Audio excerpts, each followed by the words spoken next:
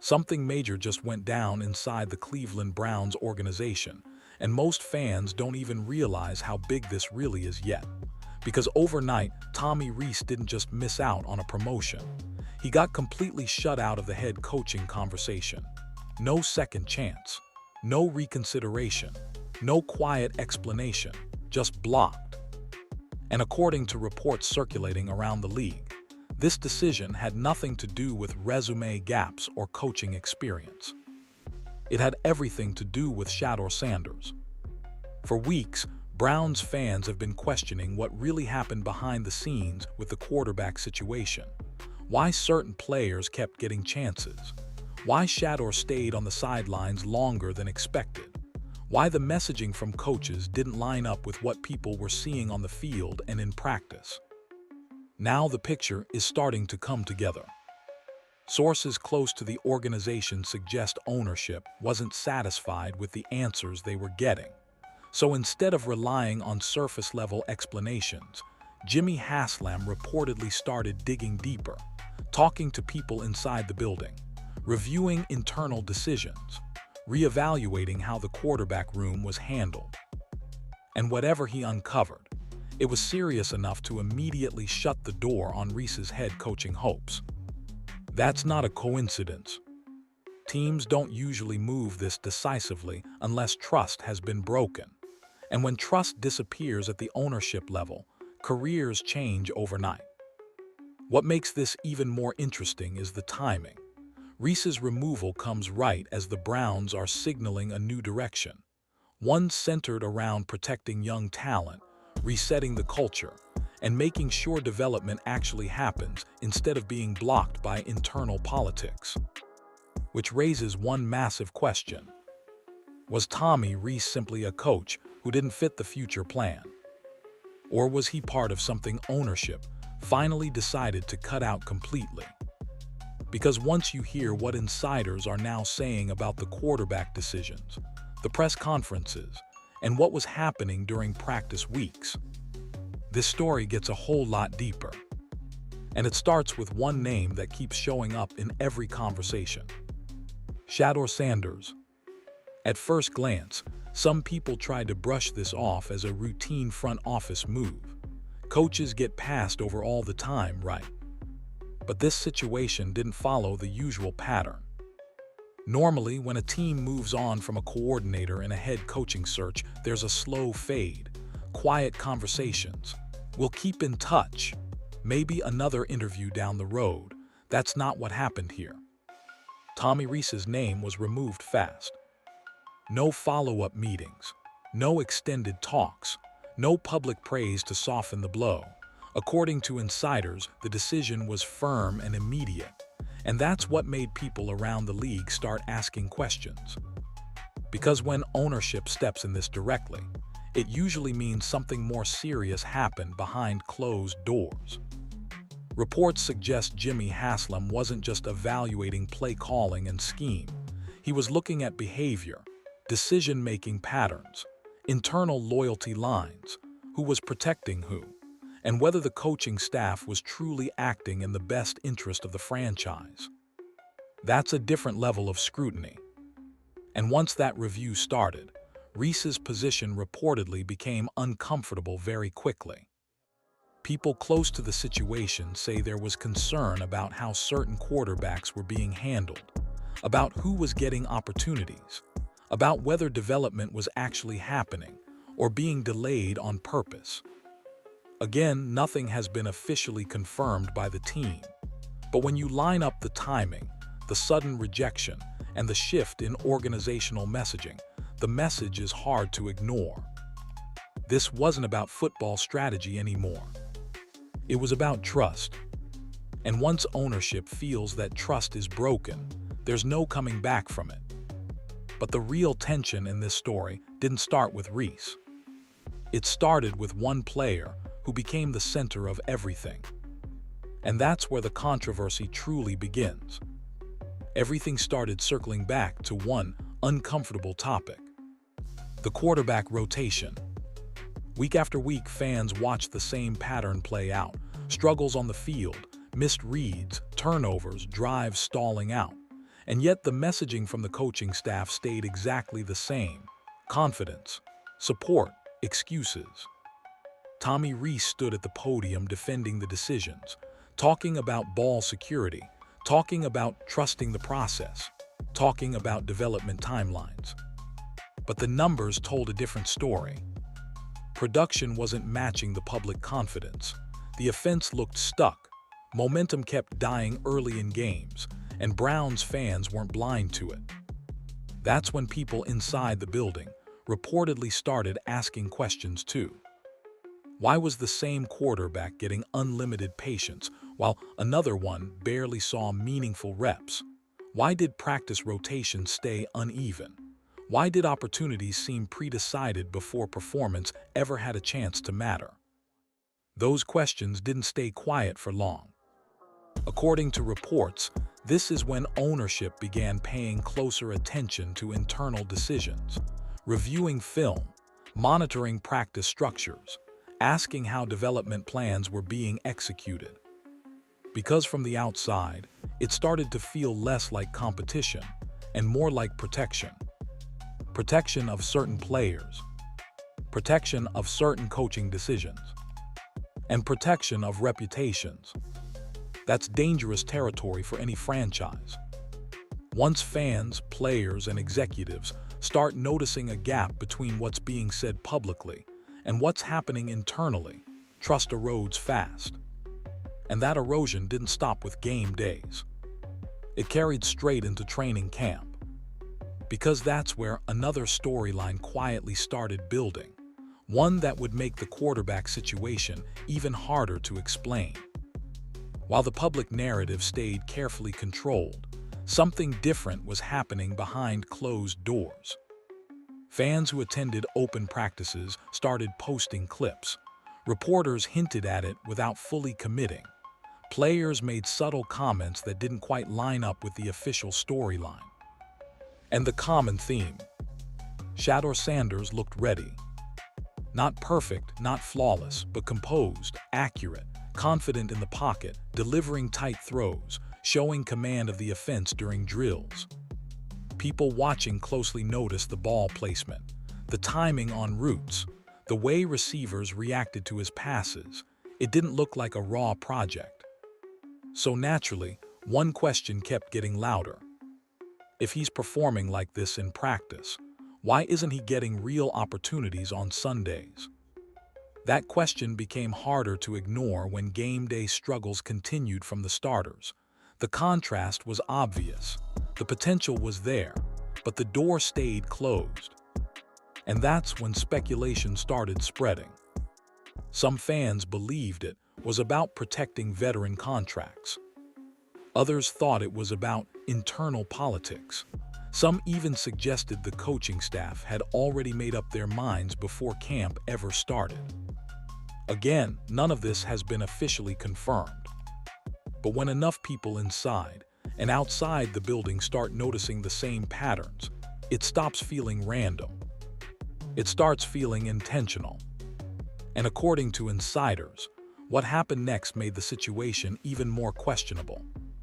Because when Shedeur finally got his chance, the environment around him didn't make things any easier. When Shedeur Sanders finally stepped onto the field, it wasn't in a clean, comfortable setup. It was chaos. The offensive line rotations were inconsistent. Protection broke down early. Play calling felt conservative in some moments and reckless in others. The margin for error was tiny. And that's what made the situation feel strange to a lot of people watching. Because when a team truly believes in a young quarterback, they usually make things easier. Simplified reads, strong run support, protection-heavy game plans, confidence-building throws early in the game. That didn't happen here. Instead, Shedeur was dropped into high-pressure situations almost immediately. Long third downs, broken pockets, tight windows, no rhythm to settle in. Some analysts brushed it off as growing pains. Others weren't so convinced. According to reports from people close to the team, there was concern internally about how the debut was handled, whether the structure was fair, whether the setup actually put the quarterback in a position to succeed. Again, nothing has been officially confirmed, but when you compare the game plans used for different quarterbacks on the roster, the contrast became noticeable. And that contrast caught ownership's attention. Because once leadership starts questioning whether development is being handled correctly, it doesn't stay a football conversation anymore. It becomes an organizational issue. And that's exactly when Jimmy Haslam reportedly decided to step in personally. Not through press conferences, not through leaks, but through quiet internal review. This is where everything reportedly changed. Because once concerns reached ownership level, Jimmy Haslam didn't sit back and let the front office handle it quietly. According to insiders, he wanted direct answers, not filtered reports, not surface-level explanations, real clarity. Sources suggest Haslam began asking tough questions internally, reviewing practice footage, looking at rep distribution, talking to football staff outside the organization, even listening to feedback from players who were close to the quarterback room. And what he allegedly discovered raised serious red flags. The issue wasn't just performance. It was process. How decisions were being made, who was being prioritized, and whether development plans were actually built around winning or protecting certain coaching narratives. That's when trust reportedly started breaking down. Because from an ownership perspective, there's one line you don't cross, putting internal politics ahead of the team's future. And when the quarterback position is involved, the stakes multiply. This internal review didn't stay theoretical. Not long after, movement started happening. Coaching roles were being evaluated differently. The head coaching search shifted direction. And suddenly, Rees, once considered a potential candidate, wasn't in the conversation anymore. No leaks explaining why. No public statements defending the decision. Just a quiet but firm shutdown. And that silence spoke louder than any press conference. Because when ownership removes someone this quickly after reviewing internal operations, it usually means they saw something they didn't like. But the biggest confirmation didn't come from Haslam. It came from the front office. And what the Browns' general manager said publicly added a whole new layer to this story. When the season ended and Andrew Berry stepped up to the podium, most people expected the usual corporate answers. Generic optimism, safe talking points, vague promises about improvement. That's not what happened. Instead, Berry made comments that immediately caught attention. He openly acknowledged that certain players weren't put in the best position to succeed. That development could have been handled better, and that internal decisions didn't always maximize the talent on the roster. That might not sound explosive at first, but when you read between the lines, it was huge. Because general managers don't casually admit coaching failures unless there's real pressure behind the scenes. They don't throw that language around unless ownership is already pushing for change. And once fans connected Berry's comments with Haslam's reported internal review, the picture became much clearer. This wasn't just about adjusting playbooks. This was about accountability. It was about recognizing that talent had been underutilized, that opportunity wasn't distributed fairly, and that certain decisions slowed down the growth of key players, including Shedeur Sanders. Suddenly, Rees's removal from the head coaching discussion didn't feel random anymore. It felt strategic, like the organization was quietly cutting ties with anything connected to the previous quarterback handling. And once that door closed, the ripple effect started spreading. Because when ownership and the front office align on a reset, it doesn't stop with one coach. It reshapes the entire culture. Which brings us to the fallout. What happens next for Rees, and what this means for the Stefanski coaching tree moving forward. Because this story isn't just about one promotion being denied. It's about a power shift inside Cleveland. Once the internal reset started, it didn't stop with one decision. Tommy Rees being blocked from the head coaching role was just the first visible move. Behind the scenes, sources suggest the Browns began reevaluating anyone closely tied to the old decision-making structure. And that matters, because Rees wasn't operating in isolation. He was part of a coaching circle that influenced quarterback usage, practice priorities, and offensive direction. When ownership signals a reset, that entire circle suddenly finds itself under the microscope. That's when things get uncomfortable. Coaches who were once protected by stability now have to justify every decision, every rotation, every development plan, every rep distribution. And according to insiders, the message from the top was clear. The Browns are done tolerating internal politics that interfere with player growth. They want transparency. They want accountability. And they want a coaching staff that actually aligns with the franchise's future vision, not one stuck defending past choices. This shift also sends a message across the locker room. Players notice when ownership steps in. They notice when leadership draws lines. And it changes how much trust they put in the system. For Shedeur Sanders specifically, this is massive. Because for the first time since arriving, the organizational power structure appears to be leaning in his direction. Not through hype, not through public statements, but through actual decisions. Removing obstacles, changing priorities, rebuilding trust. And once that happens, the conversation stops being about controversy and starts becoming about opportunity. Which brings us to the most important part of this entire story. What this reset actually means for Shedeur moving forward. When you step back and look at everything that's happened, one thing becomes clear. This wasn't just a coach getting passed over. This was Cleveland drawing a line in the sand. Ownership didn't quietly move on. They made a statement.